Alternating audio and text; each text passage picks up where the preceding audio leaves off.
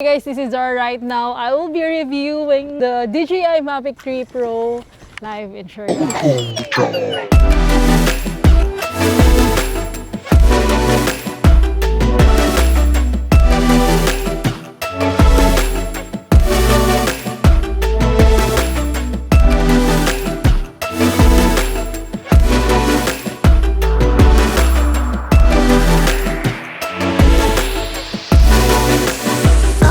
Makes it different from other drone is this is super compact, light, and at the same time a powerful drone that can shoot up to 4K 60 FPS and 180p 120 FPS. Weighs only 249 grams. That's why you no longer need to register it on FAA.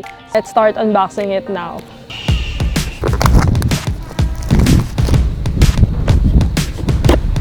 Ito na yung drone natin. So you can see, sobrang liit lang niya.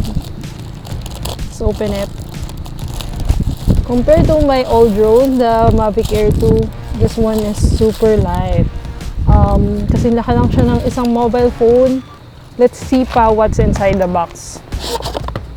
Oh my gosh. So it comes with the RC remote control na meron na siyang screen.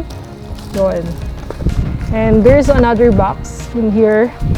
I'm such a big fan of DJI and this is actually my 4th drone, so I lost my 2 drones already. What makes this drone a pro? I changed my drone from Mavic Air 2 to this mini because I want an ultra-light drone. Kasi syempre nagbabike tayo, gusto ko yung mas magaan at mas madaling kunin at portable and compact when it comes to travel. The DJI Mini 3 Pro has 1/1.3 inch and the Mini 2 has only 1/2.3 inch. And this drone just weighs 249 grams, so you no longer need licensing if you're gonna bring it abroad. Like the other mini drones, this can carry 4K 60 FPS and 1080p 120 FPS na wala yung ibang Mavic Mini. Para siyang yung mga ibang Mavic drones na maliit na version. The specs of this drone, it has 3-directional obstacle sensing, upgraded pilot system, and the battery can last up to 34 minutes. If you change the battery of this drone, you can record up to 47 minutes. Meron silang other version. Yun nga lang mawawala yung essence na 249 grams. At kaya nitong tumakbo for 12 kilometers. Pero hindi ko naman nagagawa yun kasi hanggang 1 km lang ako.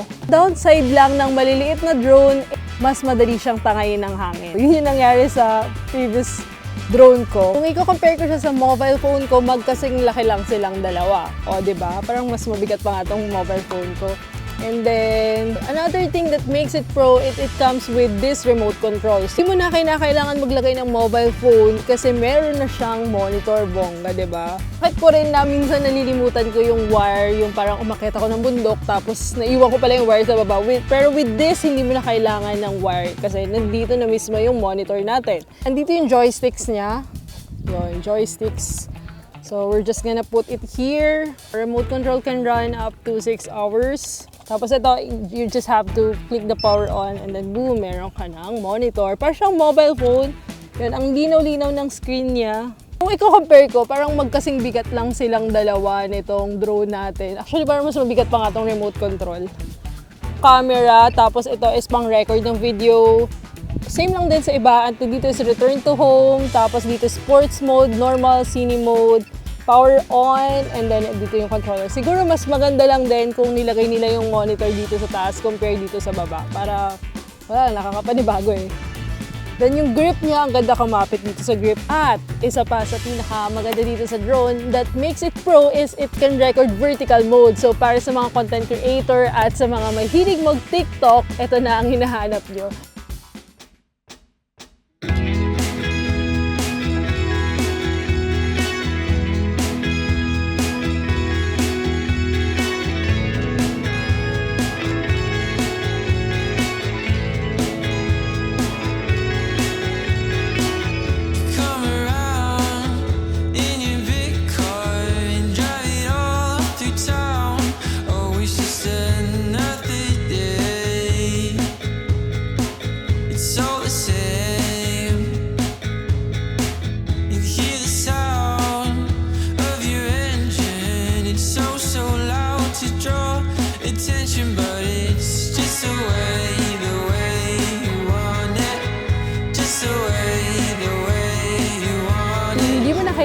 post-processing video because you can already record vertical photo and video for this drones, diba? Yun yung hinahanap ko talaga sa isang drone para less hassle mag-edit.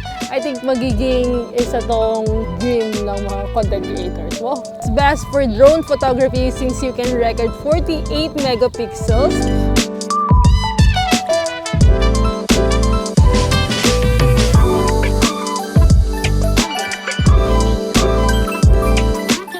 Pero yun nga lang, yung problem dito sa internal storage natin is kaya lang niya mag-record ng 1.2 gig. So better sana kung pero yun nga lang, yung problem dito sa internal storage natin is kaya lang niya mag-record ng 1.2 gig. So better sana kung nilakihan ni DJI yung internal recording natin para if ever nalimutan natin yung SD card, diba? Better siya. I'm here right now at the very scenic location in front of me and this is a good place to test this drone. Actually, dito na wala yung isa kong Mavic Mini, but I think this one's gonna be more powerful other than the previous Mini. Another thing that makes this drone a pro is that it has sensor already, which other drones doesn't have. It has 4.0 APAS. I tried to use the active track feature by using the trace mode. As you can see, sinusundan talaga ako nung drone sa shot natin. At kahit saan ako lumiko, sumusunod pa rin siya. Sobrang stable niya pagdating sa back. And as you can see, iniiwasan niya yung mga puno na nadadaanan natin. Dahil ang Mini 3 is equipped with sensors in the front and back as well as underneath its drone. The Mini 3 comes with new focus track and active track modes that help you keep your subject in the frame while you focus on flying. The Mini 3 comes with Spotlight 2.0 and Point of Interest 3.0. For the Spotlight, it's like a tripod where the subject will remain at the center of the frame, while the Point of Interest 3.0 sets an automated flight path around the moving subject but it disables the obstacle avoidance feature. It would be better if you can set a specific direction, not just left and right, same with the Mavic 3. The focal length of this drone is 24mm equivalent with 1.7 aperture. So pa sa mga gusto ko dito is you can shoot 4 times digital zoom. Mas mabilis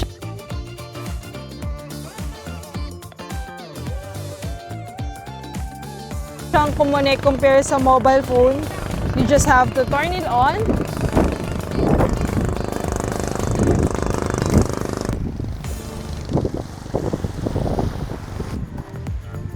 At isa pa is dito sa remote control natin, kaya natin maglagay ng memory card. Para din siyang mobile phone lang. Medyo mahangin ngayon dito na wala yung drone ko sa isla. Pero since feeling ko matapang na ako, kakayanin natin to. Una-muna ang gagawin ko is to calibrate the drone safety. Calibration successful. And we're gonna fly the drone now. Oh my gosh. Medyo mahangin ngayon. Tingnan natin kung kaya ba nilang nitong lumipad. I'm gonna record screen recording.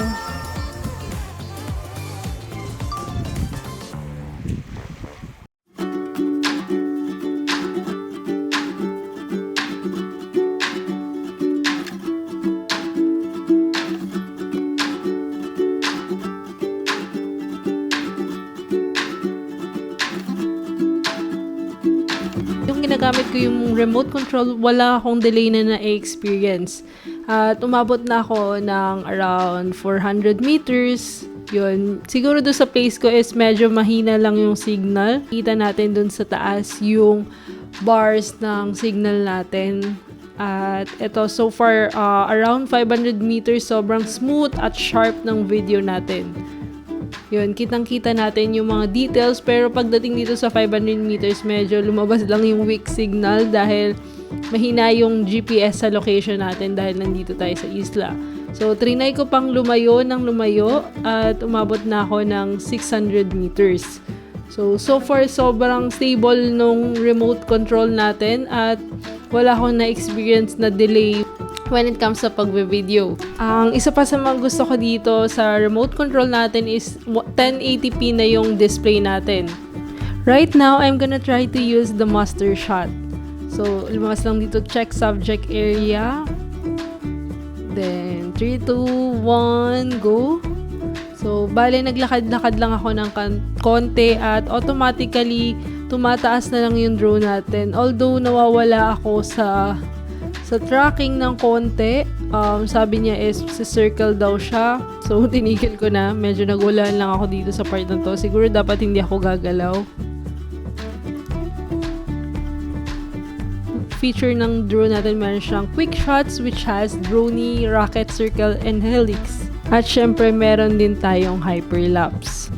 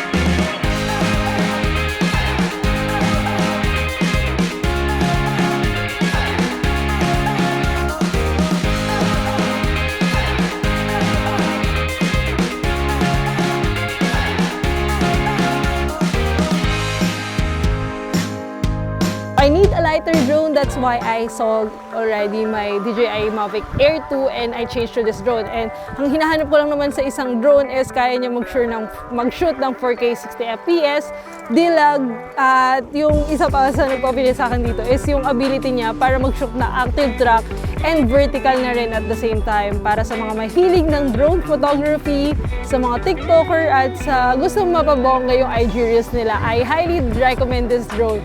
But for its price, it's kind of expensive compared to other drones. Kung naghahanap ka pa rin ng mas murang drone, you can avail Mavic Mini 2. It's around 20,000 lang, but for this one, it's kind of expensive because this costs 53,000 with the remote control. But if you want to buy without remote control, it will cost 42,000 and this drone makes it pro.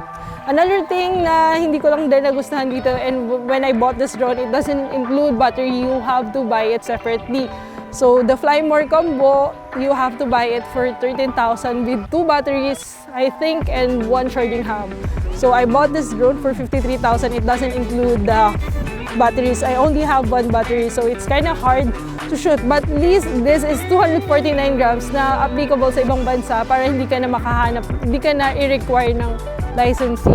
So, nagustuhan ko dito is you have other option if you're gonna use the other battery which runs up to 47 minutes, but this one can run 34 minutes na napakalaking tulong na nun. Comment lang din below na sana tumagal si DJI Mini 3 Pro kasi pang 4th drone ko na to. So, ayun lang. This sums up my review. Once again, this is Zara Bike Wonder and a content creator, and thank you for listening to the review of DJI Mini 3 Pro.